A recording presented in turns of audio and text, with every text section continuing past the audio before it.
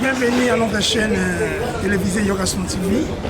Nous sommes à l'endroit appelé IGF, l'Inspection Générale des Finances, où il y a l'événement 5e journée de change citoyen dédié aux hommes et femmes de médias par l'IGF.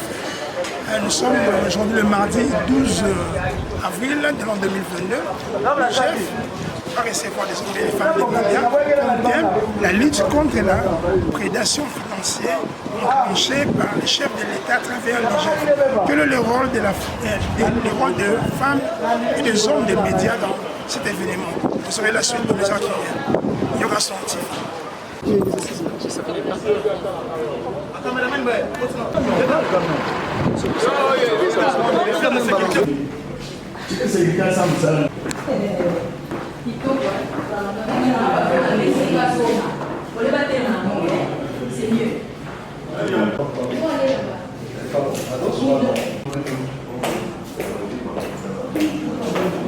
En principe, tous les crédits sont limitatifs.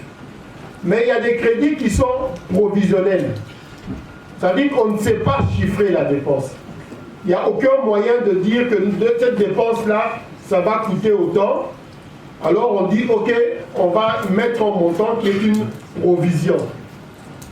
Dans les crédits provisionnels, si vous parlez de dépassement, c'est que vous n'avez pas compris la nature de ces crédits provisionnels. C'est ça la particularité de la rétrocession. On a connu un bon, il y a eu une réalisation plus que c'est basé sur ces recettes, même si en réalité c'est basé sur la rétrocession que l'on donne aux régies financières, c'est que l'inspection générale des finances reçoit évolue la rétrocession aux régies financières. Donc si vous voulez calculer le taux d'exécution des crédits de l'inspection, vous devez d'abord les reconstituer au temps qu'on a effectivement payé aux régies financières. Si vous obtenez un montant qui est X et qu'on a donné à l'inspection plus, à ce moment-là, vous commencez à avoir un dépassement. Si on a donné, sachant que cette rétrocession-là, elle est calculée par le ministère des Finances, elle est engagée par le ministère du Budget, donc cela se fait en dehors. Il faut noter que ce sont des OPJ. Puisqu'il est OPJ, il a le pouvoir et le droit d'arrêter quelqu'un, de le mettre en dépôt en tout endroit que la loi et les règlements désignent que l'on puisse garder quelqu'un. Nous pouvons arrêter quelqu'un, l'amener dans les cachots qui sont reconnus, et si c'est un souci, ça sera de garder les gens. L'inspecteur général, l'inspecteur des finances peut arrêter quelqu'un, l'amener au cachot du parquet ou d'un souciat, parce qu'il est OPJ. Et ça, c'est un moyen juridique qui tranche, qui est important, même si nous ne nous prévalons pas toujours de ce moyen, mais il ne faut pas le perdre de vue, parce que sinon vous risquez de penser que dans tel ou tel autre cas, les inspecteurs des finances ont outrepassé leur pouvoir. Il n'en est rien. Ce sont des OPJ. Dans l'organisation générale de l'inspection générale des finances, je vais terminer par là. Comment l'inspection générale des finances fonctionne? Les textes disent que l'inspecteur général des finances soumet chaque année un programme d'action à sa hiérarchie, qui est le président de la République. C'est-à-dire que les missions de l'inspection générale des finances découlent d'un programme d'action. Mais ces missions peuvent également découler des dénonciations que l'inspection générale des finances reçoit. Ces missions peuvent également découler des réquisitions dont l'inspection générale des finances est l'objet. Si une autorité judiciaire saisie d'un dossier pense que la technicité de ce dossier est telle qu'elle a besoin de l'expertise de l'inspection générale des finances, elle établit une réquisition. C'est dans ces trois modes que l'inspection générale des finances déploie ses missions, sachant qu'il s'agit d'un service de contrôle, qui donc ne fait que du contrôle les finances publiques, et que c'était un contrôle supérieur à d'autres contrôles des finances publiques qui sont organisés par d'autres textes et à d'autres formes de contrôle des finances publiques qui sont extérieures à l'administration. Voilà ce qu'est l'inspection générale des finances, ce qu'elle peut faire, comment elle peut le faire, avec qui elle peut le faire, et l'inspecteur général des finances, chef des services adjoints, va maintenant vous dire qu'est-ce qu'elle trouve lorsqu'elle fait ce contrôle dans ce domaine de compétences et de la manière dont on vient de circonscrire. Je dis, je vous remercie et je passe la parole à l'inspecteur général des finances. C'est ça, la particularité de la rétrocession. C'est que de 2017 à 2020, étant donné qu'on avait enregistré une contre-performance importante, c'est que de 2017 à 2020, étant donné qu'on avait enregistré une contre-performance importante au niveau de la mobilisation des recettes en avril 2020, l'examen des causes de cette contre-performance avait révélé que les exonérations illégales pesaient pour beaucoup dans cette contre-performance. Et en analysant ces exonérations, nous avions constaté qu'il y en avait beaucoup d'illégales. Il y avait beaucoup d'exonérations illégales. Et vous avez le partenariat stratégique, vous avez les exonérations dérogatoires. De 2007 à août 2020, le manque à gagner total s'était chiffré à 5,4 milliards de dollars. C'est pratiquement le budget d'une année du gouvernement central. Le général des finances avait recommandé la rationalisation des exonérations. Ce fut chose faite. Quelle est la conséquence? Ça veut dire que tous ceux qui bénéficiaient de ces exonérations-là, comme ils doivent continuer leurs activités, la conséquence c'est qu'au lieu de bénéficier de ces exonérations, ils étaient obligés de payer. C'est ce qu'on avait appelé les compensations. Les compensations, c'est des personnes qui détenaient des créances sur les trésors publics. C'était d'abord essentiellement les crédits de TVA, mais on y avait décelé aussi des personnes qui avaient des créances, qui avaient des jugements, qui avaient condamné la République à payer certaines sommes. À l'époque, le ministre des Finances signait des lettres de compensation. Avec ces lettres-là, les personnes étaient en situation complètement illégale. À l'époque, nous avions pu chiffrer à 980 millions de dollars de lettres de compensation qui n'étaient pas encore utilisées. Ça veut dire qu'ici, on n'avait pas interdit ces compensations. Dans les années qui devaient suivre 2020, on devait avoir 980 millions de dollars de pertes. L'inspection générale des finances avait recommandé qu'on puisse rappeler, qu'on puisse interdire les compensations. Dans une réunion du gouvernement, c'était chose faite et même cela a été rappelé dans les lois des finances. On a parlé de la contre-vérification fiscale qui est en fait une activité qui n'a pas consommé beaucoup de recettes, beaucoup de ressources de l'inspection générale des finances. Au deuxième semestre de l'année 2021, nous avons effectué certaines missions de contre-vérification. Les résultats partiels, parce qu'il y a des avis de redressement qui sont en cours d'examen. En tout cas, au deuxième semestre, on a recouvré 13 millions de dollars sur les missions que l'inspection générale des finances a effectuées. Il y a eu une société dans le Kasaï oriental, la SACIM, qui devait à l'État en fait pratiquement 45 millions de dollars au titre de part de porte. L'inspection générale des finances avait été saisie à travers les différentes réunions qui ont été tenues ici à l'inspection générale des finances avec les différentes personnes qui étaient impliquées. L'État a recouvré pratiquement 10 millions de dollars et le lundi 18, en fait, nous avons invité toutes les personnes intéressées par ce dossier-là pour qu'en fait on puisse poursuivre le recouvrement du reste de part de porte. Vous devez avoir appris qu'au Katanga, il y avait un problème avec la fraude qui concerne les produits pétroliers. C'est-à-dire qu'on se retrouvait dans le système, le solde théoriquement, le stock des produits pétroliers était théoriquement dans les entrepôts, mais quand vous faites le rapprochement entre ce qui est théoriquement dans les entrepôts et ce que vous y trouvez, il y avait des écarts importants. Ça faisait pratiquement 286 000 mètres cubes de produits pétroliers. Alors tous les redressements qui avaient été effectués avaient donné 109 milliards de dollars au bénéfice du Trésor, notamment du Trésor, du FONER et du FPI. Et aux dernières statistiques, sur les 109 milliards, 49 milliards ont déjà été payés. Il reste un encours de 60 milliards. 49 milliards de francs ont déjà été payés. Il reste un encours de 60 milliards. Nous sommes dit, en ce qui concerne les recettes, il faut les contrôler dans le processus de réalisation de la recette. C'est ainsi que nous avons pris l'option de déployer. Nous avons déployé des inspecteurs au niveau de la DGE, dont le poids dans les recettes des impôts pèse plus de 85%.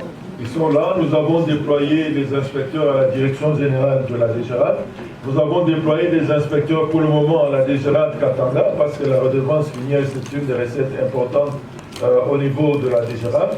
Nous avons déployé des inspecteurs à Kinero, Kinville. Nous avons déployé des inspecteurs à la DGDA Congo Central, ainsi que le CDI Matadi. Nous avons déployé des inspecteurs au niveau de la direction provinciale du Nord Kivu. La boutade qu'on a enregistrée là, c'est que depuis que l'inspecteur est là, les prix des biens ont augmenté. Là, nous nous sommes dit au moins c'est une bonne chose, ça veut dire que les gens ont commencé à payer les droits de douane normalement tels qu'elles devaient être payées. Nous avons déployé les inspecteurs dans le Katanga, parce qu'en fait c'est tout le Katanga, le Lava, ainsi de suite. Nous avons déployé des inspecteurs à la DGDA Katanga et au CDI Lubumbashi.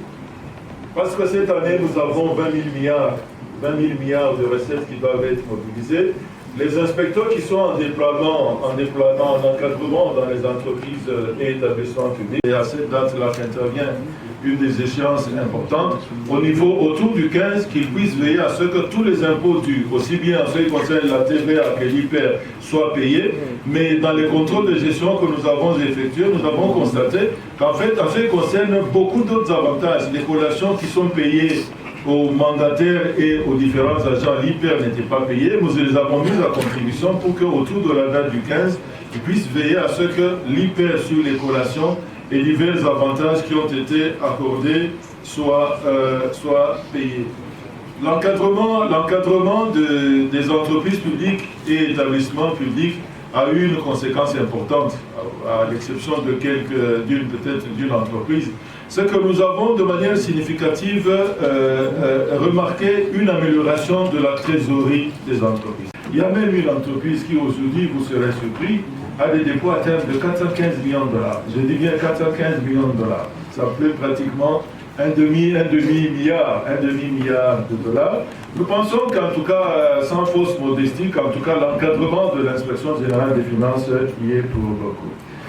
Nous avons pris l'option de surveiller de manière permanente le compte général du Trésor. Nous avons déployé des inspecteurs au niveau de la Banque centrale, au niveau de la direction du Trésor et même maintenant au niveau de la direction du contrôle budgétaire. Cette surveillance du compte général du Trésor a permis quand même de récupérer certains fonds qui étaient dépensés pour des dépenses qui ne nous avaient pas semblé très claires.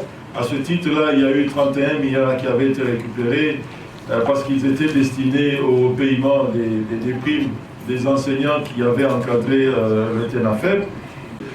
Nous avons récupéré pratiquement 1 million de dollars qui étaient destinés à l'achat d'un groupe électrogène et d'un écran géant pour le stade de Martyr, et puis l'organisation d'un tournoi scolaire. Bref, en tout cas, les inspecteurs qui sont déployés au niveau du compte général du Trésor, lorsque nous constatons qu'il y a une dépense qui nous semble irrégulière, nous signons un ordre de mission pour justement aller vérifier si le service a été fait. Parce que l'État, en fait, dans la chaîne de la dépense, l'État paye le service fait. Nous ne sommes pas limités seulement à la surveillance du compte général du Trésor, dans la façon dont les dépenses sont en train d'être effectuées, mais nous procédons aussi au contrôle des dépenses qui ont été effectuées. C'est ainsi que lorsque nous avons contrôlé les CECOP, dans la paye du CECOP, en fait, ils sont intégrés les frais de fonctionnement. Avec le temps que nous avons passé là-bas, nous avons constaté en fait que les besoins de fonctionnement du CECOP se chiffraient en réalité à 900 millions de dollars au lieu de 1 milliard 900 millions de francs congolais au lieu de 1,8 milliard qui sont débloqués chaque mois. Ce qui fait qu'il y a eu des économies qui ont été réalisées, et la proposition que l'inspection générale a faite, c'est que ces fonds-là puissent servir à l'amélioration des frais de fonctionnement des écoles. Débloqués dans le cadre de l'organisation du championnat scolaire africain, les 400 000 qui ont été débloqués, des responsabilités ont été établies. Nous avons établi des responsabilités en ce qui concerne un double paiement qui avait été effectué au niveau pour le festival d'improvisation théâtrale. Des responsabilités ont été établies. J'ai parlé tout à l'heure de 1 200 000 dollars qui ont été récupérés sur les fonds qui avaient été débloqués pour le territoire national. Mais pour le 1 million qu'on n'a pas pu récupérer parce que finalement, le monsieur qui avait bénéficié de ce contrat-là, c'était un Colombien. Il avait à l'entretemps réussi à prendre la peau d'escampette, mais en tout cas, les personnes qui, sur le plan national, étaient impliquées, leur responsabilité avait été établie. Dans les provinces n'ont pas encore scellé la notion de pièce justificative. Les documents qui servent au paiement d'une dépense ne constituent pas des pièces justificatives. Le ministre du Budget a produit un document, le vote me compte des pièces justificatives. Alors, comme en fait nous avons constaté à partir de quelle province que nous avons vu l'option finalement de contrôler, d'encadrer les provinces. Pour le moment, nous sommes en encadrement dans la ville de Kinshasa, nous sommes en encadrement au Katanga, nous sommes dans l'encadrement au Lualaba, nous sommes dans l'encadrement au Congo central, mais nous avons aussi procédé au contrôle de gestion d'un certain nombre de provinces, le Haut-Katanga, le Lualaba, le Tanganyika, le Kwilu, le Maïdombe, Chopo, l'Équateur, le Maniema et Kinshasa. Je pense que ce sont là. Donc nous sommes là parce que nous voulons en fait que l'implémentation, l'ancrage de la bonne gouvernance ne soit pas le fait seulement au niveau du gouvernement central, mais en fait que la bonne gouvernance puisse être ancrée aussi bien au niveau du gouvernement central, au niveau des provinces et des entités territoriales décentralisées. Aux entités territoriales décentralisées, nous nous sommes intéressés également. Sur la redevance minière, il y a une quotité qui est rétrocédée aux ETD.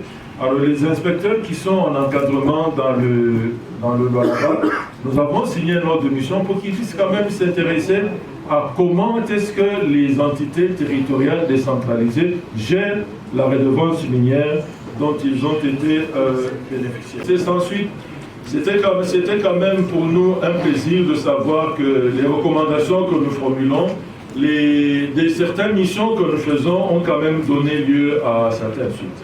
La première satisfaction nous vient du fait que lorsque nous avons constaté des irrégularités au niveau des exonérations et de compensations, nous avons posé le problème au président de la République. C'est dans une réunion du Conseil des ministres, c'est une fierté quand même pour nous d'entendre le Conseil des ministres, à la suite du contrôle de l'inspection générale des finances, exiger la rationalisation des exonérations et rappeler l'interdiction des compensations. C'était une fierté pour nous aussi qu'à la suite d'une mission de contrôle de l'inspection générale des finances, qui a eu quand même certaines condamnations judiciaires. Rappelez-vous, il y a eu le problème il y a eu un inspecteur général de l'enseignement primaire secondaire et un directeur du CECOPE qui ont été condamnés. En ce qui concerne les entreprises et les établissements publics, il y a eu des mandataires. Il y en a qui ont été condamnés, il y en a qui ont été remplacés, notamment à l'OCC, à la SCTP, au CEEC, à COBIL, à la Régie des eaux, à la Sonavidoc, et puis au FPI. Ça, c'est quand même un motif de satisfaction, d'encouragement pour l'inspection générale des finances. Nous espérons qu'avec tous les autres dossiers qui ont été envoyés, ils entendent des personnes d'abord sur des procès-verbaux, et ensuite ils établissent des notes de PJ qu'on envoie à l'officier du ministère public. Nous espérons, et ce sera un motif de satisfaction de plus pour nous, nous espérons en fait qu'une suite pourra être donnée pour être donné à tous ces dossiers-là, parce que nous pensons que la dissuasion de la prédation passe aussi par des condamnations judiciaires. Alors, nous avons porté ces éléments-là à votre connaissance ce jour. Non pas, comme le Cordeau l'a dit, que vous soyez des défenseurs, des fanatiques, des supporters de l'inspection générale des finances, mais comme vous avez l'opinion publique, comme vous êtes une force et que vous pouvez porter à la connaissance de l'opinion publique des faits et gestes précis, nous espérons que, en fait, ces résultats, ces quelques résultats, il y en a beaucoup d'autres de l'inspection générale des finances, vous pouvez les porter à l'opinion publique et nous espérons, et c'est ça le vœu que nous formulons, et je pense que ce principe-là, il est vôtre, vous le connaissez. Je vais paraphraser Proverbe 8.8. Je le paraphrase en disant « Tous mes écrits sont justes. Ils n'auront rien de faux ni de détourné. » Je vous remercie. J'attire l'attention sur le collègue, notamment les caméramans et les photographes. Je sais que l'IGF a beaucoup de succès. C'est une première de voir autant de journalistes, notamment des Kinshasa, venir à une séance. Et je ne connais pas de mémoire de journalistes autant pour un ministère, les journalistes en déplacement. C'est déjà une bonne chose que vous ayez autant de succès. Il y en a ici dans la salle et même à l'extérieur. Donc c'est une très bonne chose. Il faut continuer à s'intéresser à la chose publique comme ceci parce que ça y va aussi de nos vies, de tous les jours. Parole, j'aimerais qu'on regarde un élément qui a été préparé. Et juste après, je vous invite, les photographes, les caméramans, à ne pas faire des mouvements dans la salle. C'est très désagréable. Utilisez les zooms de vos appareils, soyez fixes. Il n'est pas dit que quand vous êtes journaliste, vous êtes obligé de circuler d'une manière... Même que d'avoir volé et tué quelqu'un, c'est criminel. Mais c'est devenu un système. Quand vous découvrez ça, ça vous rend malade. Vous ne pouvez pas imaginer que des êtres humains peuvent être méchants à ce point.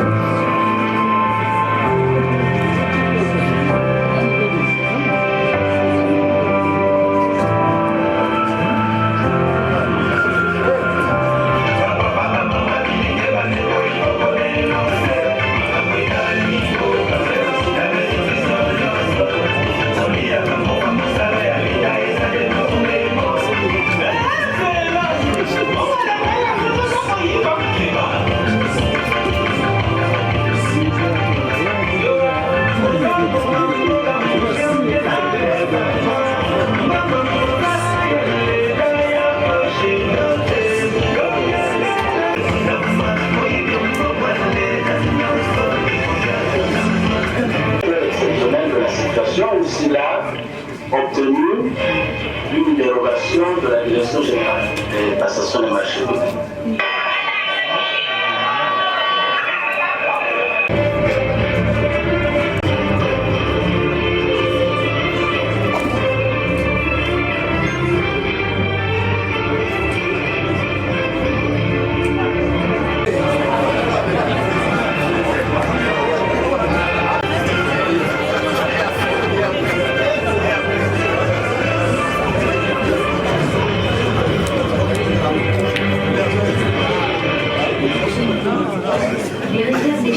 $, en décembre. À ce niveau, elles correspondent à plus de 3 mois d'importation de biens et de services. Les ministères des Finances a précisé que les prévisions du budget initial ont été atteintes depuis le mois d'octobre dernier. L'objectif de recette de 10 178 milliards de francs congolais fixé dans l'accord avec le Fonds monétaire international a été atteint durant le mois de novembre 2021.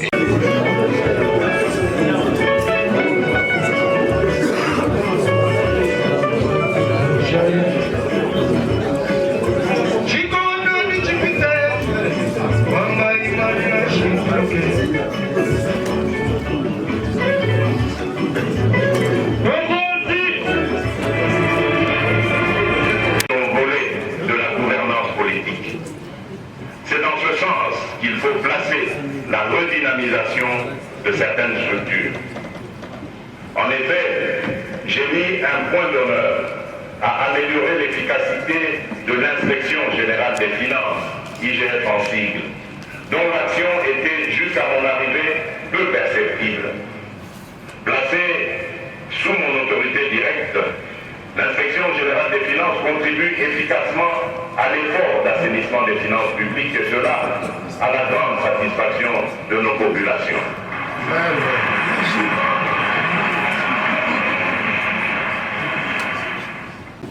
Mon intervention va s'articuler autour de 2 points. Le premier point sera les conséquences de la prédation financière dans la vie collective de tout un chacun de nous. Et deuxièmement, je vais parler des stratégies mises en place par l'Inspection générale des finances pour mener la lutte contre la prédation financière dans la gestion publique. Mais avant d'y arriver, je voudrais donner quelques petites précisions sur les interventions de mes prédécesseurs parce que je pense de la clarté de l'exposé dépendra des questions que vous allez nous poser. Donc il est important, à mon point de vue, que je puisse guider certaines préoccupations pour que ça ne puisse pas revenir en termes de questions. Je voudrais au préalable que vous sachiez que la lutte contre le détournement des deniers publics est une volonté du chef de l'État. C'est lui qui a pris cette décision et il a confié la mission, entre autres, à l'Inspection générale des finances. Parce que nous ne sommes pas seuls. Il y a l'APLC, il y a le Sénaref et il y a la Cour des comptes. Chacun de nous donc avait reçu mission de s'investir dans cette lutte et de présenter son plan stratégique.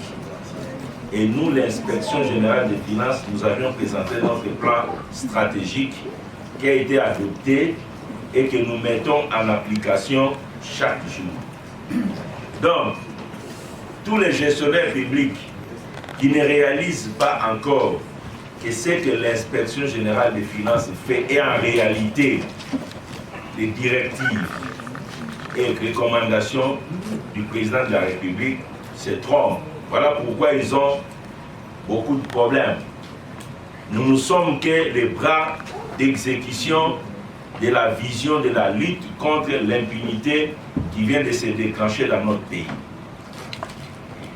Je voudrais donner quelques précisions en commençant rapidement par donner les domaines d'intervention de l'Inspection générale des finances, tel que ça a été dit, pour que vous puissiez bien les retenir. Nous intervenons dans le contrôle du trésor public. Le trésor public avec le compte général du trésor situé à la Banque centrale qui prend les recettes et les dépenses de l'État. Nous intervenons pour contrôler la régularité de toutes les opérations qui sont passées dans ces comptes. Nous intervenons pour contrôler la régularité des opérations de gestion dans les entreprises du portefeuille de l'État et dans les établissements publics, ainsi que tous les autres services publics. Nous intervenons. Nous sommes là également pour intervenir au niveau des provinces et entités territoriales décentralisées pour nous assurer de la régularité des opérations financières qui se passent à ce niveau-là. Nous intervenons également pour examiner tous les marchés publics passés en RD Congo pour détecter les faits de corruption, les faits de détournement des deniers publics qui sont cachés au travers de tous les contrats de passation des marchés publics. Nous intervenons également pour contrôler le fonctionnement de la Banque centrale du Congo. Nous intervenons également pour contrôler les biens publics, les maisons de l'État, les véhicules de l'État, leur acquisition et leur utilisation. C'est pour autant dire que le domaine de l'intervention de l'Inspection générale des finances commence par les finances et biens publics du pouvoir central, les finances et biens publics des provinces et ETD et autres entités où il y a des intérêts financiers de l'État. Je voudrais également préciser ici les formes de contrôle qui existent en finances publiques. Nous avons 3 formes de contrôle que nous exerçons en finances publiques. Il y a les contrôles a posteriori, il y a les contrôles concomitants et il y a les contrôles a priori. Les contrôles a posteriori, c'est un contrôle qui s'est fait exercice terminé. C'est-à-dire, comme on est en 2022, un contrôle a posteriori, c'est le contrôle de la gestion 2021, 2020, 2019, 2018. Ça suppose que le gestionnaire ait présenté les comptes dans un rapport. Il présente les comptes et on fait le contrôle de ces rapports. Ça, c'est un contrôle a posteriori qui suppose qu'on laisse le gestionnaire poser les actes de gestion, qu'il présente les comptes et que vous revenez une année après pour voir la régularité des opérations qu'il avait passées. Il y a les contrôles concomitants, qui est un contrôle qui doit se faire au même moment que les actes de gestion sont en train d'être posés. Ça suppose que c'est un contrôle en cours d'exercice. Comme nous sommes en 2022, le contrôle concomitant s'est fait sur les opérations de gestion que les gestionnaires sont en train de poser actuellement. Et nous avons le contrôle a priori, qui est un contrôle qui doit se faire avant que les gestionnaires puissent poser un acte. Avant que les gestionnaires puissent poser un acte, on peut placer un verrou de contrôle. Les choix entre les 3 types de contrôle dépendent des degrés des antivaleurs constatés dans la gestion publique. Dans des environnements où les gens sont civilisés, ils ont intériorisé l'existence de contrôle, on laisse les contrôles a posteriori. On laisse les gens travailler, présenter les comptes et vous revenez une année après, 2 ans pour regarder comment ces opérations se sont passées. Et cela suppose que lorsque vous découvrez des faits de mégestion ou des faits de détournement, que vous ayez une justice forte. Parce qu'on suppose que les gens qui ont géré il y a une année ou 2 ans peuvent ne plus être là. Et lorsque vous découvrez les faits, vous devez avoir des mécanismes juridiques efficaces pour les récupérer afin qu'ils puissent répondre des faits constatés. Dans un environnement où les antivaleurs deviennent de plus en plus élevés, partout au monde, on abandonne les contrôles a posteriori, on passe au contrôle concomitant, qui est ton pied, mon pied. C'est-à-dire, le gestionnaire est contrôlé au même moment qu'il est en train de poser les actes de gestion. Et plus grave, lorsqu'on a atteint des dimensions surélevées, on peut instituer un verrou de contrôle avant les actes de gestion. Comme en Belgique aujourd'hui, les inspecteurs des finances sont dans tous les ministères et ils donnent leur point de vue avant qu'un acte de gestion puisse être posé. Ils sont au niveau des contrôles a priori, avant l'acte de gestion. Et nous, au Congo, nous sommes encore au contrôle concomitant. Et c'est ce contrôle aujourd'hui qui pose un problème parce que nous n'étions pas habitués. On était habitué à un contrôle a posteriori, où vous venez pour 1 mois, 2 mois, vous contrôlez quelqu'un, vous allez et vous faites le rapport, et généralement les rapports qui étaient dessinés dans les tiroirs des autorités. Nous avions changé de méthode, et je vais revenir là-dessus. Et les contrôles concomitants ont l'avantage d'être permanents et ça peut prendre 2 ans. Lorsqu'on vous prend dans un contrôle concomitant, on peut y rester jusqu'à ce que vous intériorisez la bonne gouvernance. Jusqu'à ce que vous intériorisez les meilleures valeurs de gestion, c'est à ce moment-là qu'on peut lever les contrôles concomitants. Je voudrais également préciser la hiérarchie des contrôles dans notre pays. Nous avons les contrôles tels que le coordonnateur l'a dit, les contrôles parlementaires ou les contrôles politiques, qui est exercé par les parlements, l'Assemblée et le Sénat au travers des commissions économico-financières. Ces contrôles tiennent tout autre en État. Lorsque le Parlement de la République contrôle, c'est le contrôle supérieur, le contrôle suprême. Et ces contrôles tiennent tout autre en État et tout le monde doit lever l'encre. Le deuxième niveau de contrôle en termes de hiérarchie, c'est le contrôle juridictionnel qui est exercé par la Cour des comptes. Le Parlement et la Cour des comptes exercent essentiellement les contrôles a posteriori. Ils ne peuvent pas exercer un contrôle concomitant ou un contrôle a priori. Les 2 organes exercent le contrôle a posteriori, c'est-à-dire les contrôles qui portent sur les années antérieures, les rapports financiers étant rendus. La Cour des comptes a 3 compartiments en son sein. Nous avons les auditeurs, nous avons un parquet près de la Cour des comptes et nous avons la Cour elle-même. Les auditeurs sont des personnes qui descendent sur le terrain pour vérifier les comptes et faire rapport. Le rapport des auditeurs est exploité par les parquets près de la Cour des comptes pour déceler les actes de mégestion et des infractions.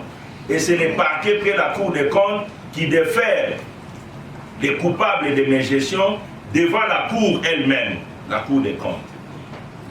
Le parquet ne peut déférer devant la Cour des comptes que, selon nos lois, les mandataires publics et les comptables, les ministres, les gouverneurs et les ministres provinciaux ne sont pas justiciables devant la Cour des comptes.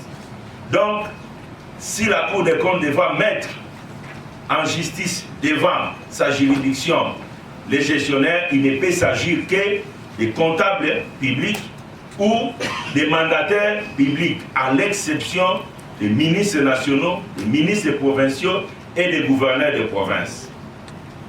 Je voudrais enfin situer les contrôles de l'inspection générale des finances comme 3e niveau de contrôle.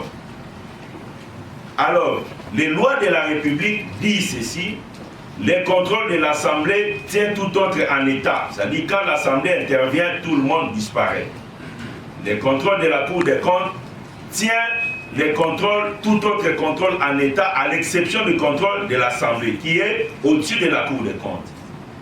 Ça signifie que quand la Cour des comptes intervient, si l'Assemblée est là, la Cour des comptes lève l'encre. Quand la Cour des comptes intervient, l'inspection générale des finances est là, le contrôle de l'inspection sous le volet a posteriori, parce que la Cour des comptes ne fait pas un contrôle concomitant.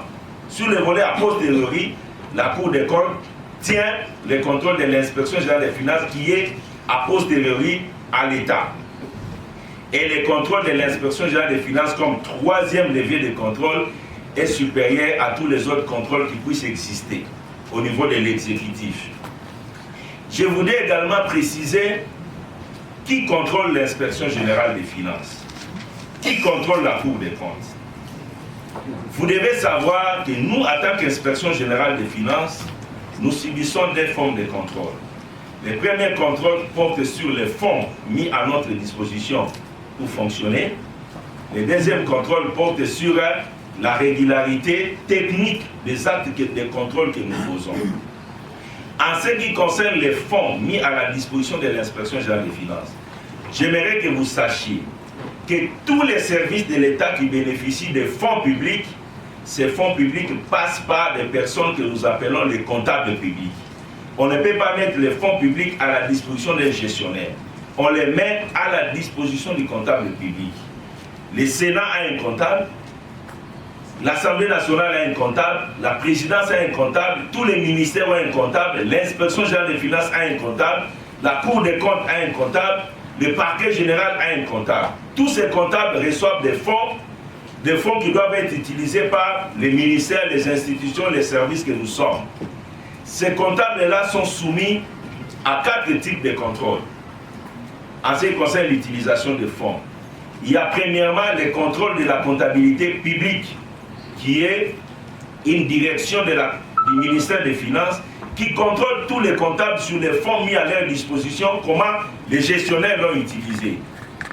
Deuxièmement, il y a les contrôles de la reddition des comptes. Il y a encore une direction du ministère des Finances qui contrôle les comptables chaque année, parfois chaque 6 mois, l'utilisation des fonds mis à leur disposition que les services ont utilisés. Nous avons encore les contrôles de la direction de l'audit du ministère des Finances qui contrôle tous les comptables sur les fonds mis à leur disposition. Quatrième niveau de contrôle, c'est l'inspection générale des finances qui contrôle tous les comptables. Et 5e niveau, c'est la Cour des comptes.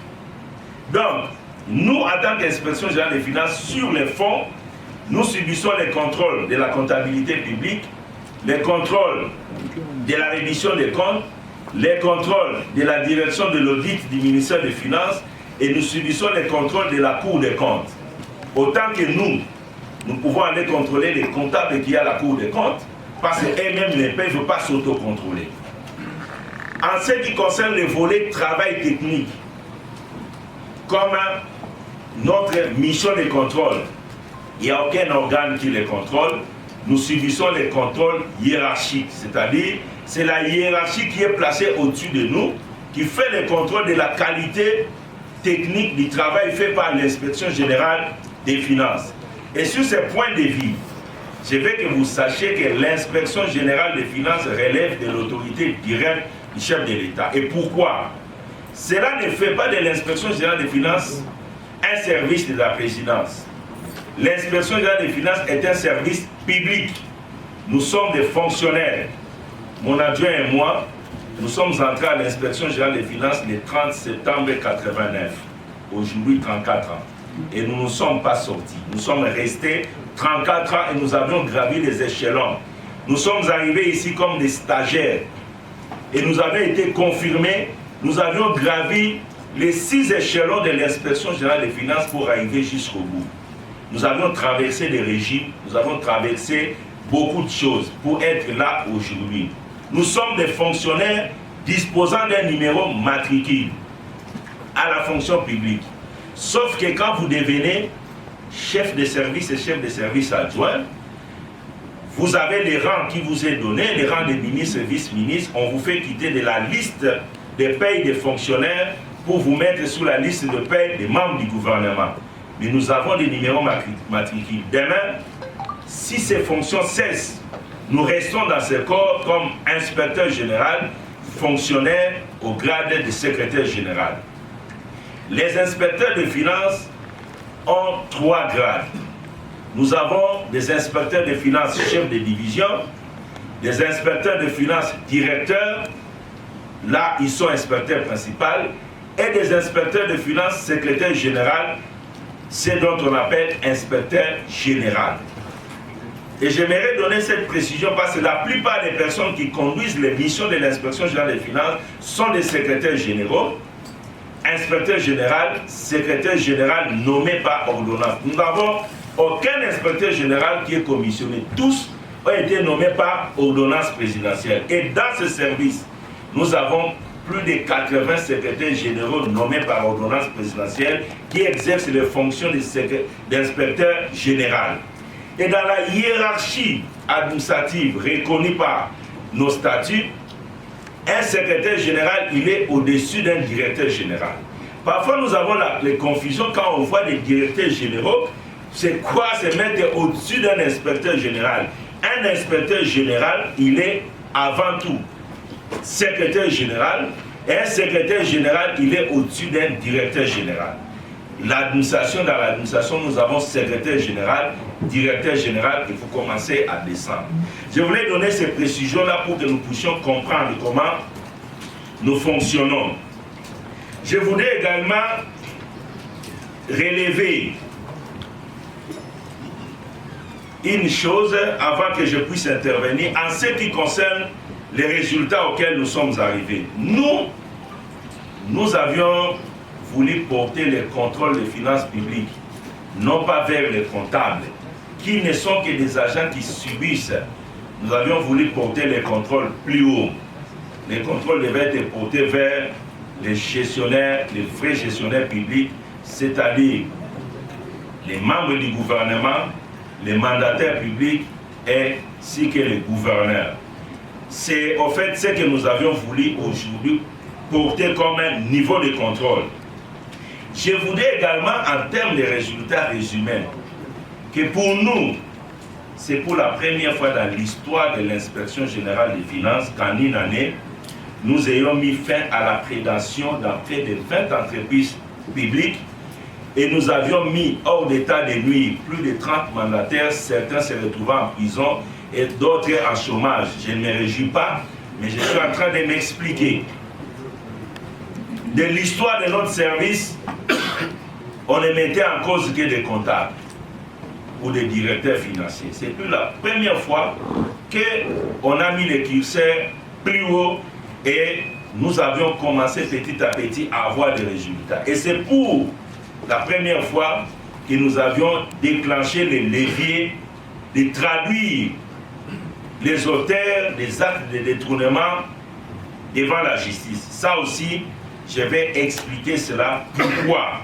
Parce que l'inspection générale des finances relève de l'autorité directe du chef de l'État, mais les inspecteurs des finances revêtus de la qualité d'OPJ dépendent également du procureur général. Donc, lorsqu'ils exercent leur mission et qu'ils découvrent des actes de détournement qui sont des actes répréhensibles par rapport au code pénal, les inspecteurs des finances sont obligés de saisir le procureur général pour déclencher l'action publique. Et nous avions activé cette réalité-là. Donc nous avons cette double dépendance où nous relevons de l'autorité directe du chef de l'État sur le plan administratif et nous relevons du procureur général pour activer les poursuites en cas de découverte des actes de détournement. Pourquoi nous relevons de l'autorité directe du chef de l'État? Nous relevons de l'autorité directe du chef de l'État parce que de l'histoire de l'inspection générale des finances, l'inefficacité de ces services était également due à sa dépendance. Vous ne pouvez pas lutter contre la corruption et le détournement lorsque vous êtes un service, vous dépendez d'un membre du gouvernement. Faux, c'était illusoire. Voilà pour nous l'une des raisons. Ce n'est pas nous qui avions décidé que l'inspection quitte la dépendance au niveau du gouvernement pour être au niveau du président de la République, mais c'est une décision qui remonte de 2009. L'inspection générale des finances relève de l'autorité du président de la République depuis 2009. Ce n'est pas aujourd'hui. Et les gens qui ont travaillé pour ça ont estimé que ce serait beaucoup plus efficace de se mettre au-dessus des personnes qui sont impliquées dans la gestion pour qu'on se situe un peu plus haut, afin d'avoir vraiment une autonomie dans l'exercice de la fonction de contrôle.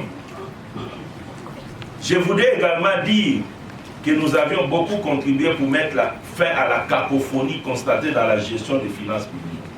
Il y a eu beaucoup de choses que nous avions constatées et nous avions décidé de nous impliquer au péril de notre vie et parfois des menaces.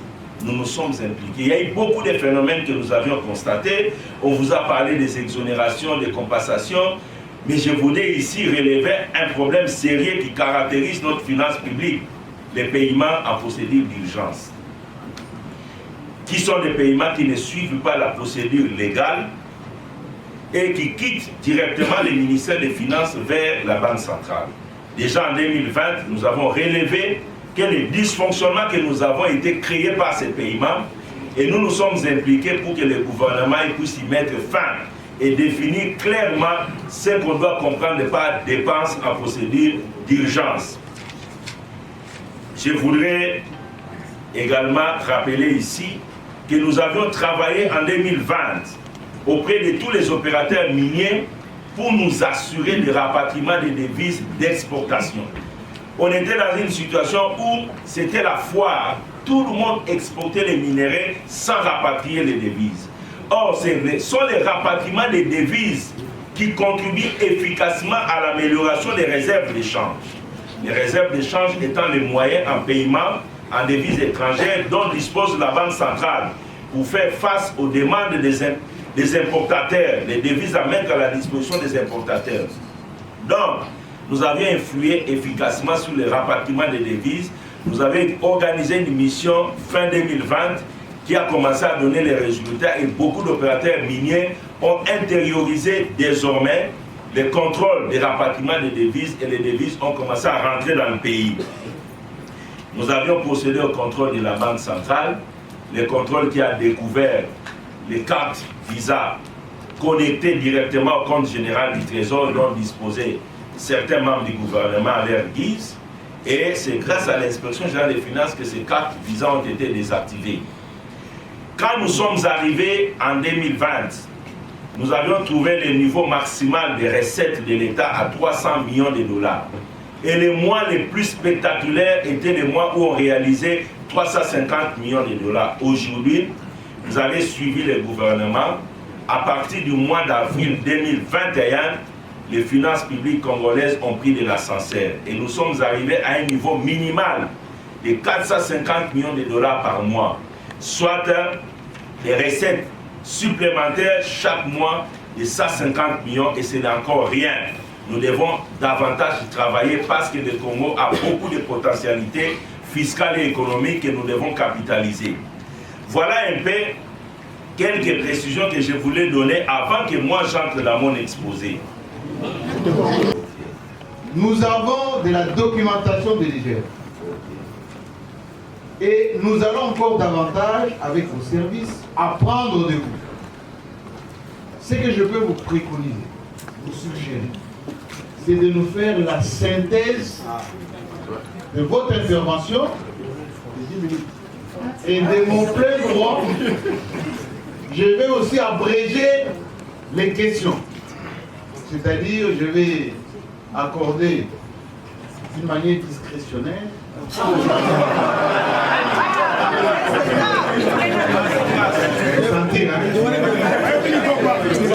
sorte que l'après-rencontre qui est en bas prenne aussi du temps.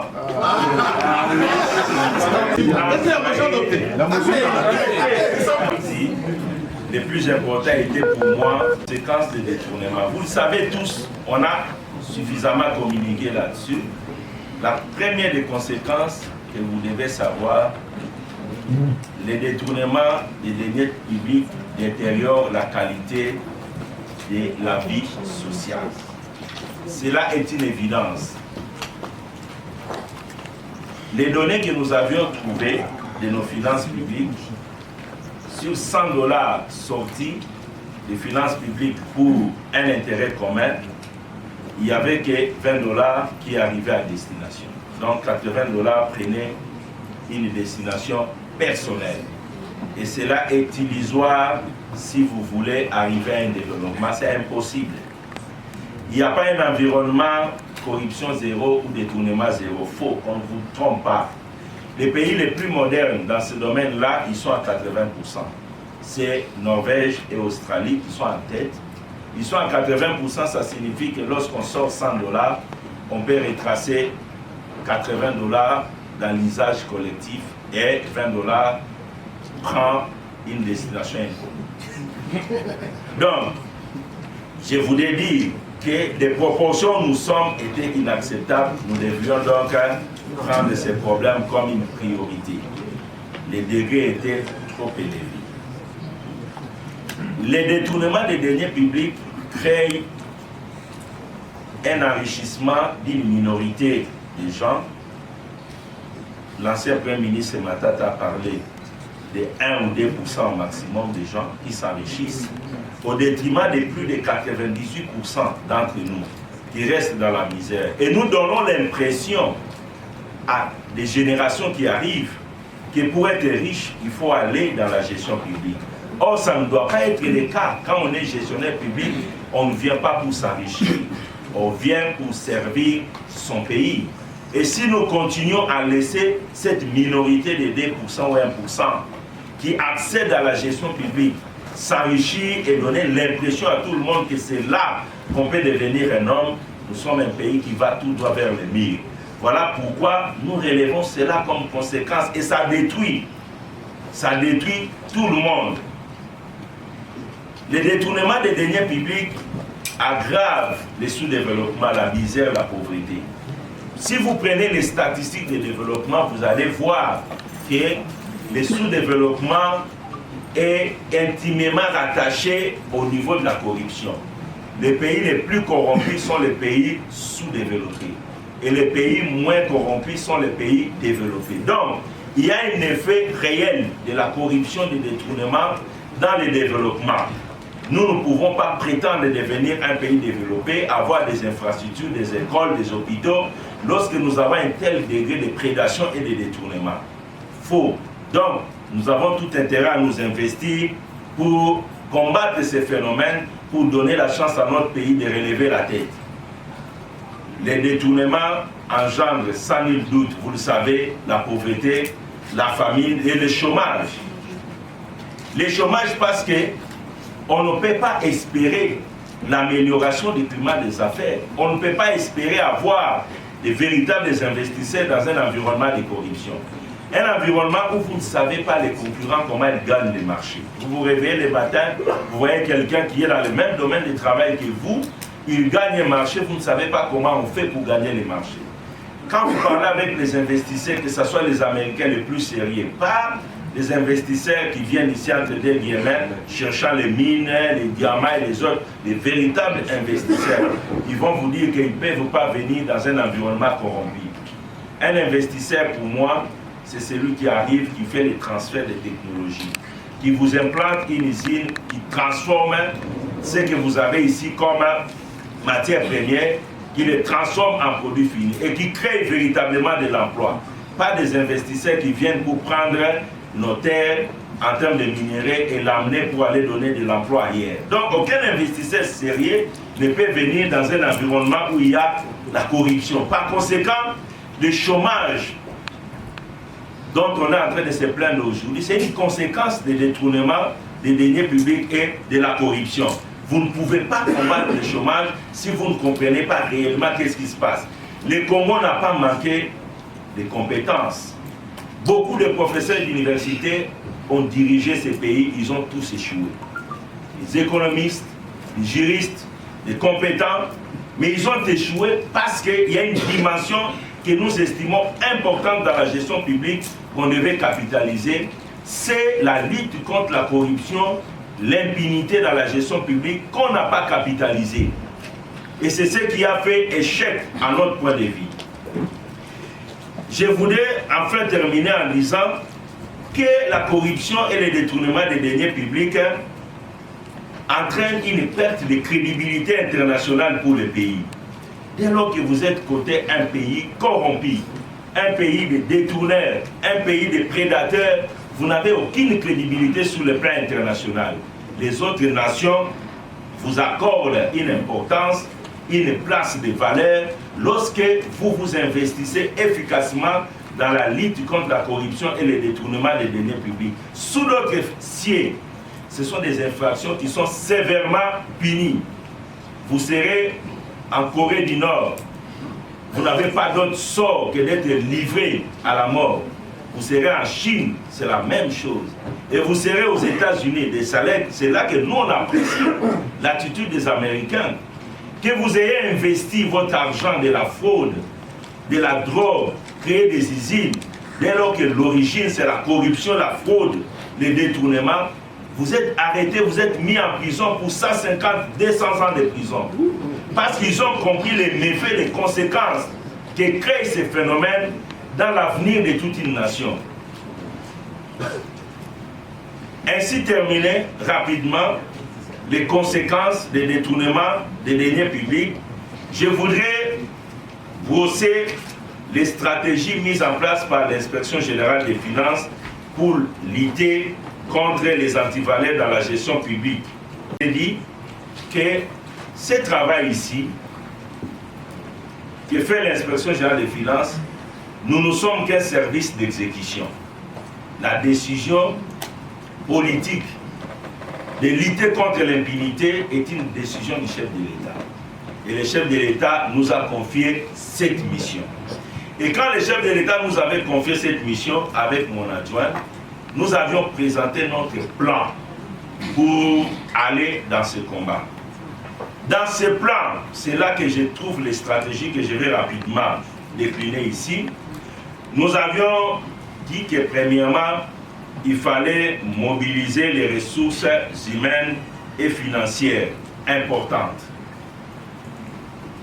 À notre arrivée à l'Inspection générale des finances, nous avons trouvé, nous avions été nommés le 30 juin 2020, nous avions pris fonction le 7 juillet 2020.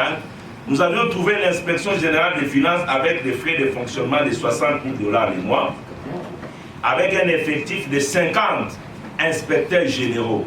Aucun inspecteur de finances, tous étaient des généraux. Notre plan était de rajeunir le corps d'inspecteurs de finances. Voilà pourquoi aujourd'hui nous avons un effectif de 225 inspecteurs de finances. Donc nous avons multiplié les effectifs de l'Inspection générale des finances pour entrer dans cette lutte. Nous avions, dans cet ordre d'idée, mobilisé ces ressources humaines.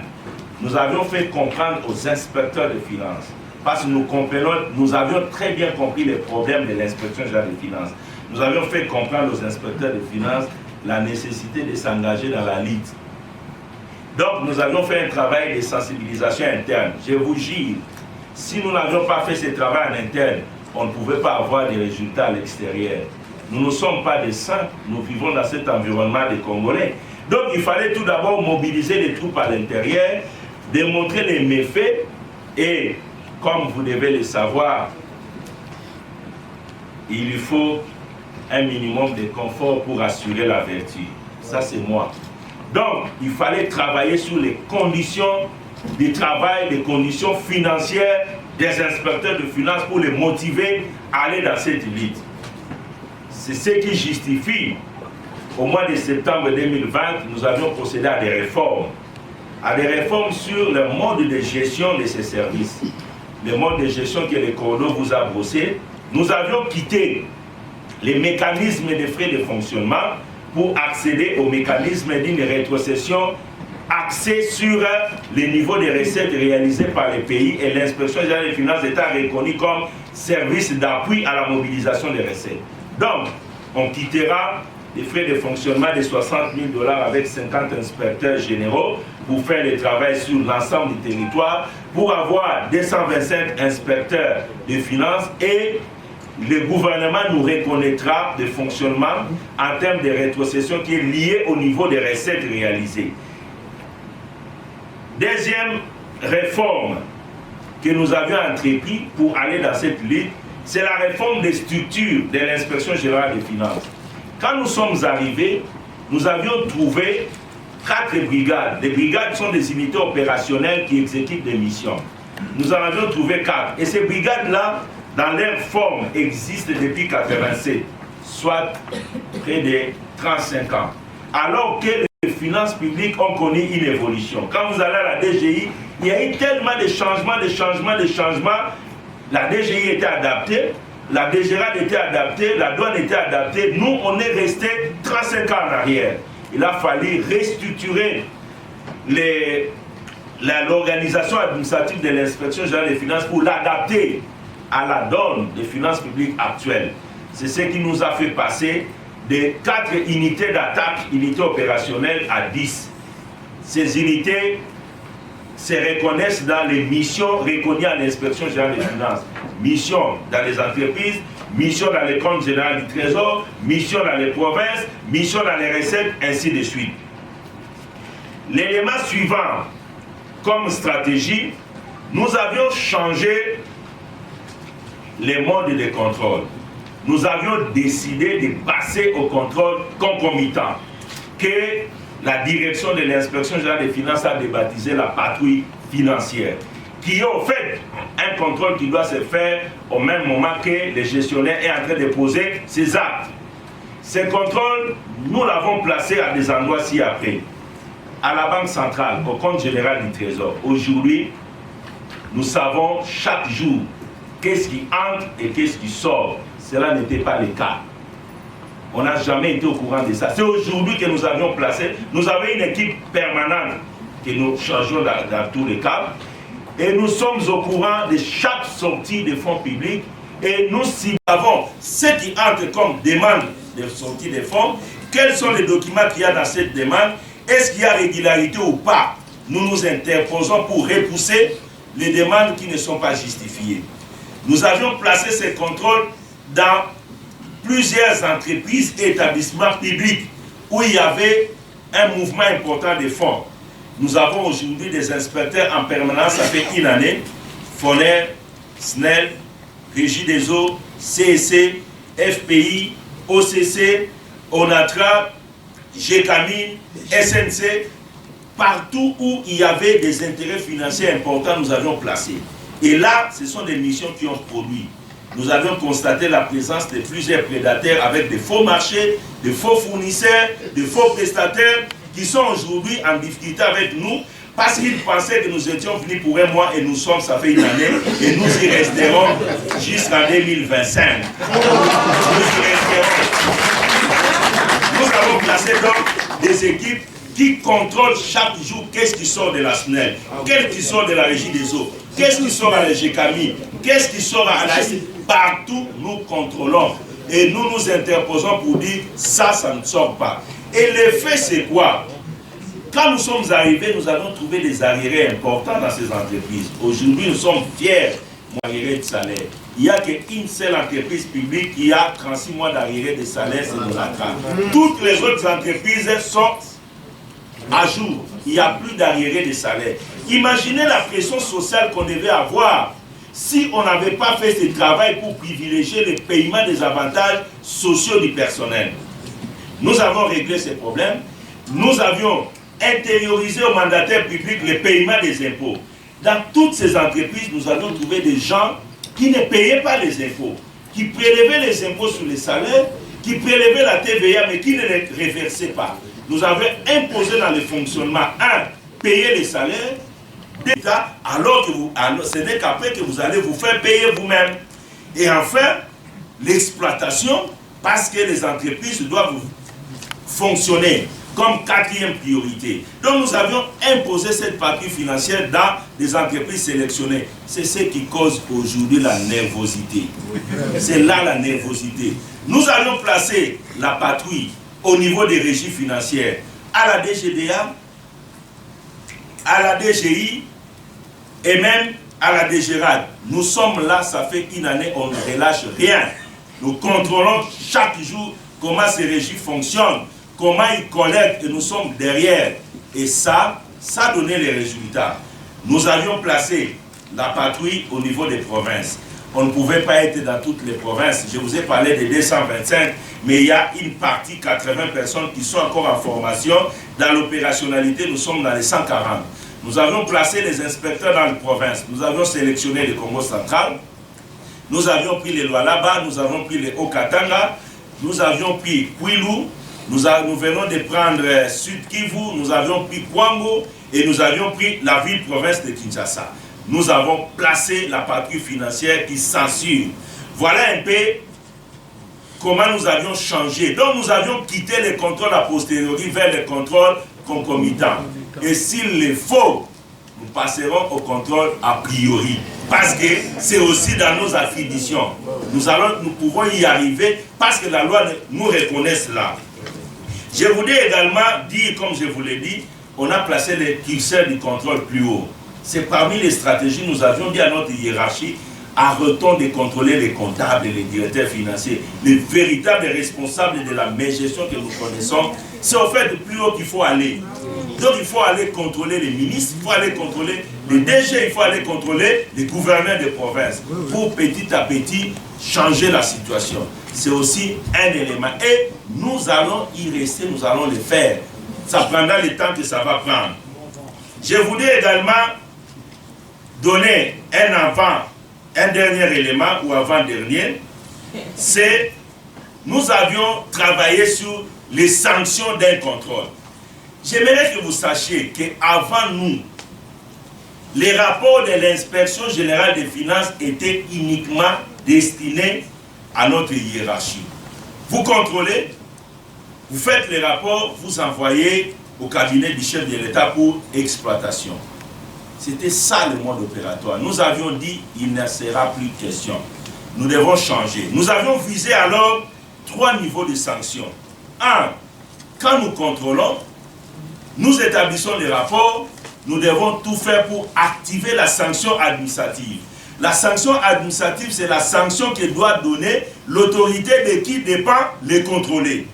On contrôle les DG, nous devons harceler, excusez-moi le terme, son chef hiérarchique, qui est le ministre, à les sanctionner.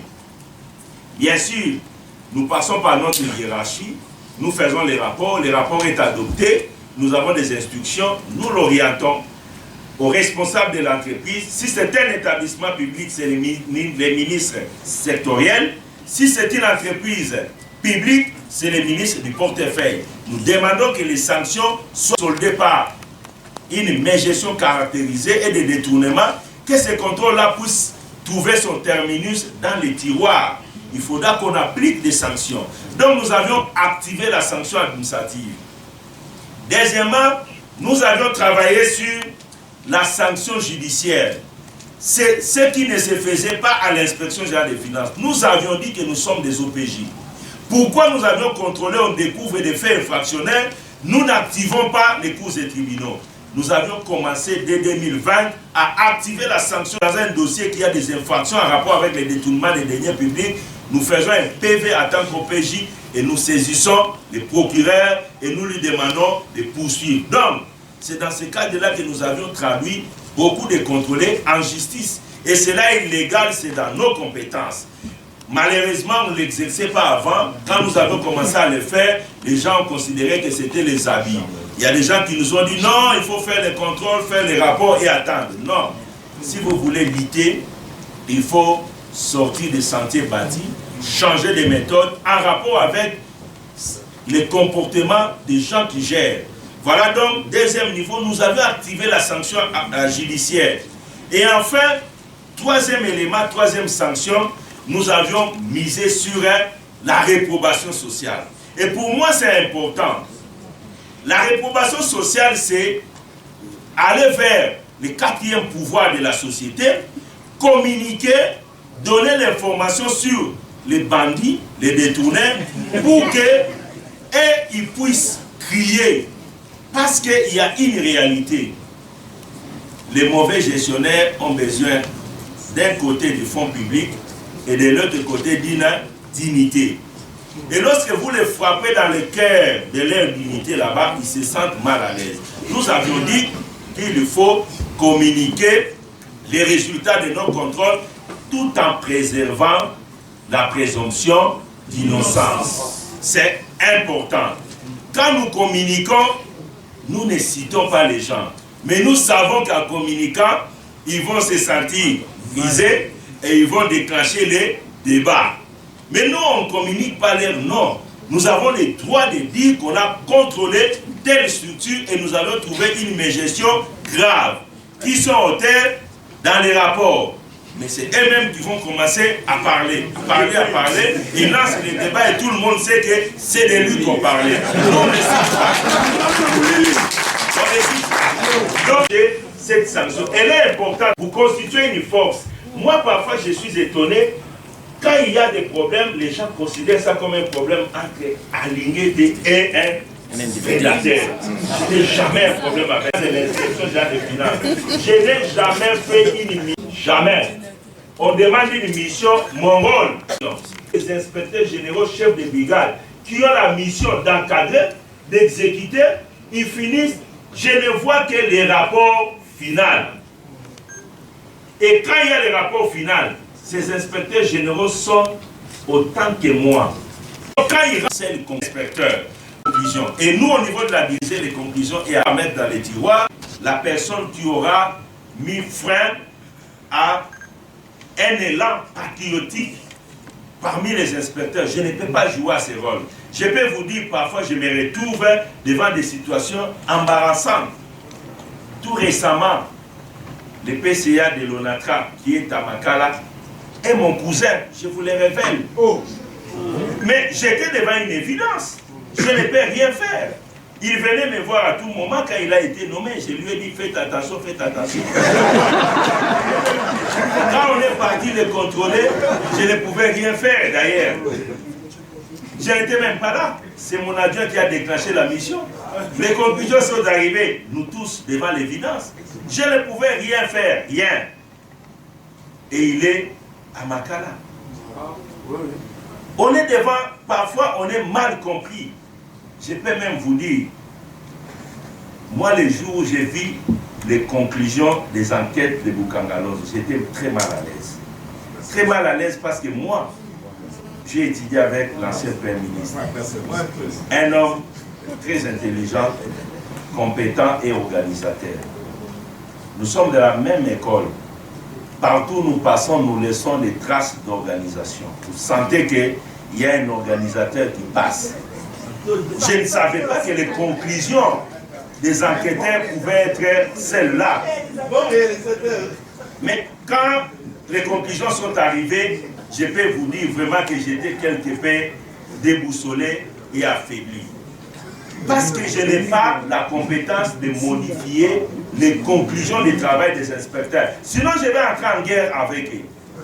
C'est eux qui font leur travail. Donc, ce n'est pas mon rôle. Ce n'est pas mon rôle, ce n'est pas mon travail. Donc, moi, quand les conclusions arrivent, ces conclusions-là deviennent des conclusions de l'inspection générale des finances et je suis obligé de défendre cela. Malheureusement, on ne se comprend pas. Tout récemment, tout ce qu'il y a comme bruit, je n'ai jamais été dans une entité pour faire un contrôle. Celui qui amène tous les prédateurs arrêtés dans la patrouille financière, c'est le chef de brigade de la patrouille financière. Il est sur le terrain, je ne sais pas s'il est là. Voilà, c'est lui. C'est lui qui... C'est lui qui dirige la patrouille financière. C'est lui qui arrête les gens. Moi, je suis au courant. Nous, on est au courant des soirs à 19h. On nous amène des personnes qui ont été pris dans les filets. Et quand on vous expose les faits sont tellement patents, vous ne pouvez rien faire. Que voilà, nous y allons. Donc, nous voulons que vous puissiez comprendre que la lutte contre le détournement, c'est votre problème. C'est notre problème. Et c'est le problème de tous les pays. Ce n'est pas un problème d'un individu. Que je sois là ou pas, je pense que l'élan patriotique à l'inspection générale des finances aujourd'hui, cet élan-là ne va pas s'arrêter. Le travail se fera de la même manière. On n'a jamais eu de problème avec les gens. Et dernière stratégie que nous avions mise en place, c'est au fait ce qui nous permet de nous retrouver ici. Nous avons exploité la Convention des Nations Unies sur la lutte contre la corruption, articles 10 et 13, qui demande aux services qui luttent contre la corruption de faire de cette lutte une appropriation collective au travers des ONG, des couches sociales de la population. Donc, cette convention stipule que l'efficacité dans la lutte, c'est lorsque la population s'approprie de ces combats. Voilà pourquoi nous avions adopté la stratégie de communication, la stratégie d'associer les Congolaises et les Congolais dans cette lutte, parce que nous considérons que ce n'est pas un problème de l'inspection générale des finances, ce n'est pas un problème du chef de l'État, c'est un problème de tous les Congolais. Nous devons tous nous investir. Et moi, je vous jure, sincèrement, on peut être compétent, on peut tout faire. Si nous ne luttons pas contre ces phénomènes dans la gestion publique, nous sommes loin de nous développer. Nous devons être là-dedans. Si nous voulons espérer un Congo meilleur demain, bien sûr, ce ne serait pas en 2023. C'est un travail de longue haleine qui peut nous prendre 5-10 ans, mais petit à petit, le pays va prendre une autre direction. Et je vous invite, comme quatrième pouvoir et le pouvoir le plus efficace, vous ne savez pas quand vous parlez comment les trois autres pouvoirs tremblent. Parfois, vous ignorez ça. Vous ne savez pas quand vous parlez avec des arguments solides, irréfutables, comment vous faites manquer de sommeil aux prédateurs. Usez de votre pouvoir positivement et dans l'intérêt du pays. Nous, je ne suis pas venu aujourd'hui pour demander que les journalistes soient de notre côté.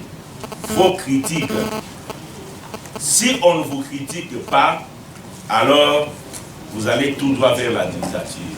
Aucune œuvre humaine n'est parfaite. Moi, j'accepte les gens qui nous critiquent et ils nous aident à nous améliorer. Et je veux que les gens qui nous critiquent continuent de nous critiquer. Il faut qu'ils nous critiquent. Et nous allons profiter de ces critiques pour nous améliorer. Qu'ils restent dans les critiques, ça nous aide. Ceux qui nous critiquent sont aussi nos serviteurs. Et ceux qui nous appuient, j'aimerais qu'ils nous appuient, non pas dans le militantisme, non pas dans les chaleurs, mais qu'ils nous appuient en regardant effectivement ce que nous faisons, si c'est bon, de nous appuyer. Voilà pourquoi nous sommes venus pour vous communiquer, pour que ceux qui nous critiquent en connaissance des causes, et ceux qui nous appuient également en connaissance des causes. Voilà les journées d'échange citoyen instaurées par l'inspection générale des finances sont des journées de sensibilisation des couches sociales pour faire porter les messages de la lutte contre la corruption et le détournement et pour faire comprendre à ceux-là qui peuvent influer positivement sur la marche de la nation comment nous faisons notre travail. Président, je vous remercie.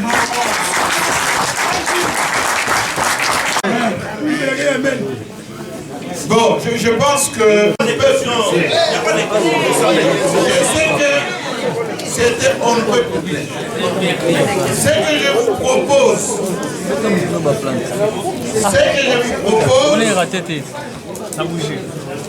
nous avons suffisamment de la documentation. Les exposés ont été très clairs. Vous faites votre travail. En bas, il va y avoir la photo de famille, d'une manière sectorielle, ordonnée, suivant le protocole. Et puis, tout le protocole va suivre son cours. Normal. Vous consommez suffisamment et modérément. Et vous laissez l'inspection dans l'état où vous l'avez trouvé, c'est-à-dire propre, ordonné. Parce que vous avez vu qu'en entrant là-bas, jusqu'ici, tout est en ordre. N'est-ce pas? Il y a moins de ministères qui peuvent présenter aussi un bel avis comme ça. Donc, félicitations à eux, on peut les applaudir pour les remercier. Même Péolo a applaudi.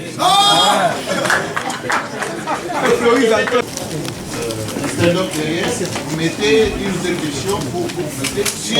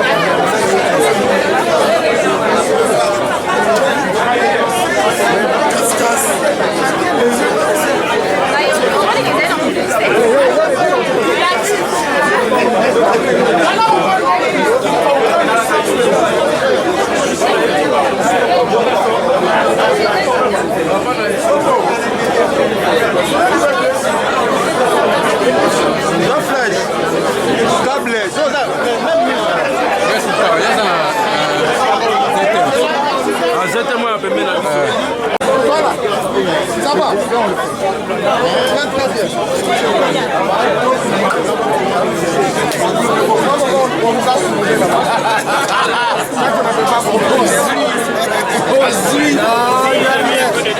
Heureusement, Jean-Marie a reçu la révolution.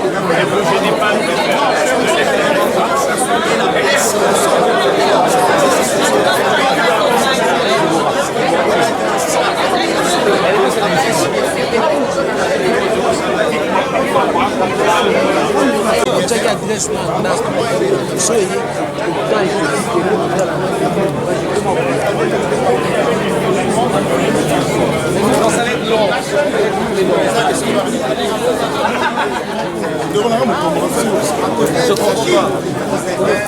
Les communicateurs des finances sacrées.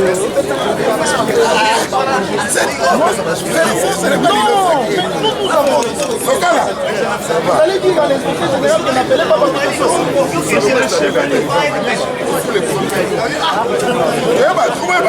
réseaux sociaux. Ça non, peut-être que par minute,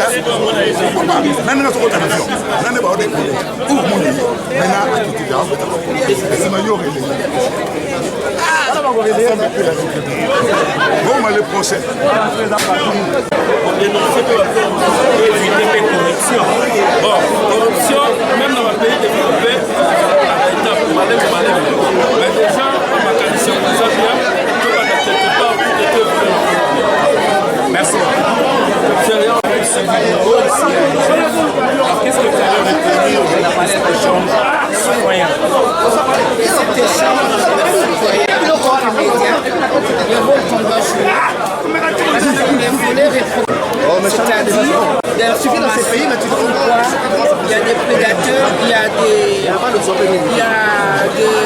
informations, il faut la publier pour déclencher les mauvaises intentions. Alors pourquoi seulement faire appel aujourd'hui à la presse, les journalistes que nous sommes? Ils travaillent avec la presse, je crois que de manière sectorielle, par groupe. Je crois qu'aujourd'hui, il a voulu élargir, donner la chance à tout le monde, et il a compris aussi qu'il y avait quand même plus que l'information pour atteindre un grand nombre. Pour limiter quand même des dégâts, éviter la corruption. Il n'y a pas de corruption au sein de la presse. Non. Le journaliste, les gens par rapport à ce que lui il entend. S'il a disait la chose qui est la péché, donner la version d'une structure qui va nous appeler. Si j'ai un autre son de corruption, je crois qu'elle a souffert de la presse. Alors, merci. C'est bon.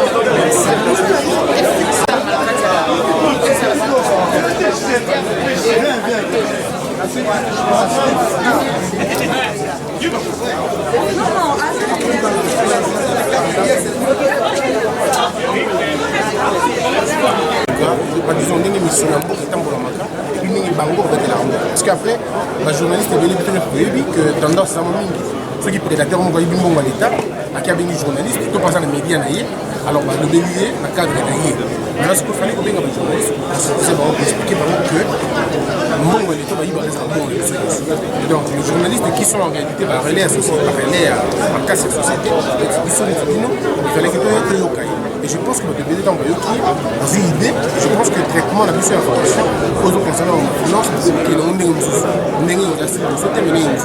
pense que c'était important pour le bâton dans le journaliste. Et puis, la mission depuis RDC, même compté et une journaliste depuis. Donc c'était important que les journalistes viennent, pas en idée. Les journalistes vont être contents, que non, le président Jean-Marie Kassamba, il y a des modérateurs, il y a des mouvements, après si les journalistes, moi 2-3 questions à poser par rapport à la préoccupation de Bango, juste après discours et puis moi l'amboka bimi malamoka qui journaliste est-ce que question alors que pas seulement maloba. Moi 2-3 questions éclairage par rapport à Nébayo que mamba chef. Président Jean-Marie Kassamba, président de l'Union. Donc ceux qui font la terminer l'enquête dans la plénière expliquer, mais en tant que professionnel il y a média, il y a pourquoi parce que les gars ont plus de dégâts sur la poser la question. Parce que sur la poser la question, la journaliste est dans la PC journaliste, pourquoi il écrit sur la PC au PC, il fallait finalement arrêter un mot et tout ça. Et je pense que c'est la question. Et mon plan IGF. Donc je je continue à croire que. Et puis il faut peut-être dire la vérité, la réalisation est un mandat président Félix, réalisation efficace pour l'IGFT. Aucune structure n'est aussi efficace comme l'IGF.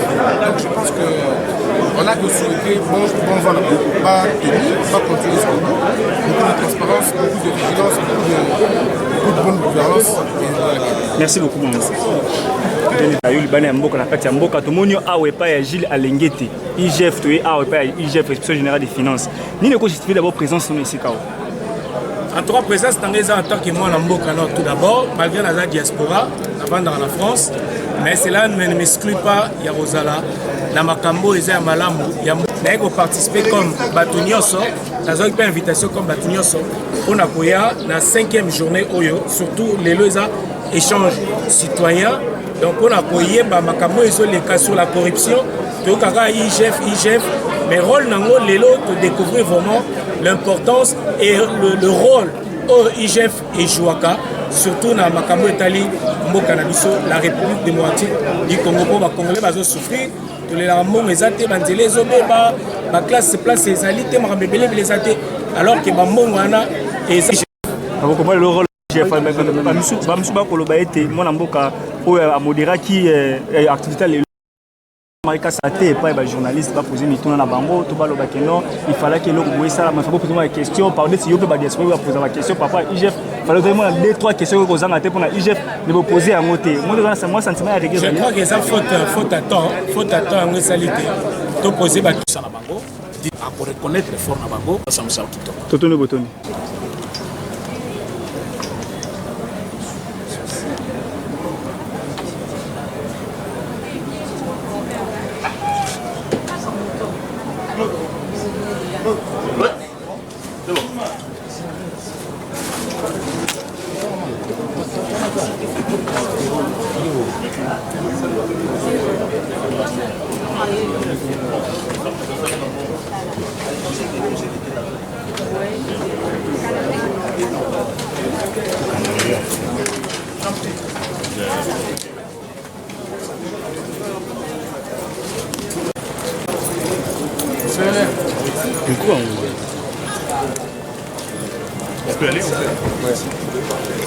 Mwana mboka pe oluwa mbote na mito ba kongomala ko simba nini na ndenge mwana mboka Gilles Alengete ya mba journaliste ya basi to pe mibal ba simba nini na ren na mokomo lelo ndenge la pesa IGF chef de ça boyebi bitumbao ya lutte contre la corruption et tout comme journaliste, je suis un quatrième pouvoir, dans un rôle extrêmement important et à jouer dans la congolité. Parce que bon, à expliquer un peu le et surtout à solliciter l'implication de journalistes pour sensibiliser les Congolais. En réalité, la corruption, il faut tous s'engager. Donc moi je suis très content qu'à décider de me merci. Et puis je pense que c'est des moments comme ça qu'il faut multiplier. Parce que il faut bien faire les choses, mais aussi il faut les faire savoir. Donc Gilles Alengete a un objectif pour faire savoir. Je pense que exposer les est tellement clair que sentir que dans la salle il y a une certaine adhésion à Batouni surtout. Lutte contre la corruption, il faut qu'on va faire à Batouni surtout. Moi je pense que c'était une très bonne idée. Technologie Alengete, Azali, agent ya Mokonza Mboka, Azali pour la chasse aux sorcières.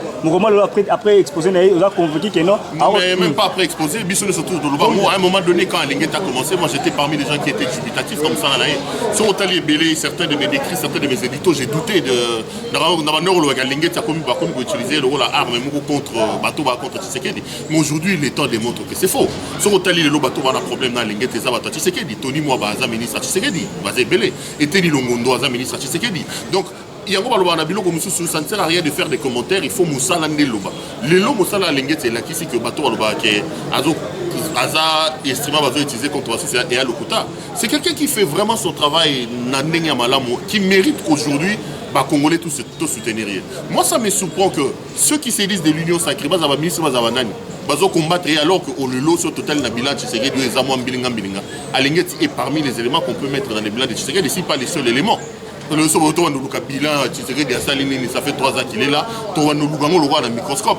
mais au moins tu as gagné sa corruption. Mais aussi surprenant que cela puisse paraître, et l'euro ils ont ça la base et l'euro na bina na bango ba combattre c'est assez contradictoire, moi je comprends pas. Non, ceux qui disaient ça, nous tous aussi à un moment donné on a critiqué, on a dit ça, je pense que on a été contredit par les faits. Alengeti fait bien. On va convaincu maintenant pour soutenir Alengeti na Moussa Rosa. Non mais je l'ai fait déjà, Avato Balandanga Baebi que je l'ai fait déjà, je demande aux Congolais de soutenir Alengeti et surtout à la justice aussi de faire le travail. Parce que comme on dirait moi folklorique parce qu'il y a au Kangatini la justice lobby babimise. À Kangi a tini la justice lobby babimise, donc c'est un peu compliqué alors journaliste va pour Bima le banda journaliste dit que non ndeko Jean Marie Kassa président na biso a sali le romo ils a raté le biso lui que non après discours exposé ndeko Jean Marie Kassa a camouflé président a camouflé mon amboka J Alengete bino ma journaliste poser la question. Non, est-ce que c'était pas une conférence de presse, c'était un échange citoyen, il faut pas être trop direct aussi, trop rigoureux même, il faut pas faire des reproches. Je pense pas que Tozaki sont plus de 200 à 4. C'était pas un point de presse, hein, c'était un échange citoyen. Je suis d'accord avec Jean-Marie Kassamba parce que j'ai estimé que son expose des questions. Parce que la question sera même compliquée, dénaturer propos à Moutalobi. Je pense que Kassamba a pris une très bonne décision. L'exposé était tellement clair qu'on n'avait pas besoin d'autres éclaircissements. Merci beaucoup. Ok. Il ne faut pas y avoir aussi rôle. Et puis la presse, car aussi, l'importance, là c'est limiter un peu moi ma bavure pour que Mbongo, surtout Mbongo et l'État, et son accolé traînent dans la poche, il y a un individu. Un mot pour la IGF. En tout cas, je félicite cette initiative, idée surtout, et numéro 1 en haut, il y a Gilles Alengeti, na Moussala, Ozali Kosala.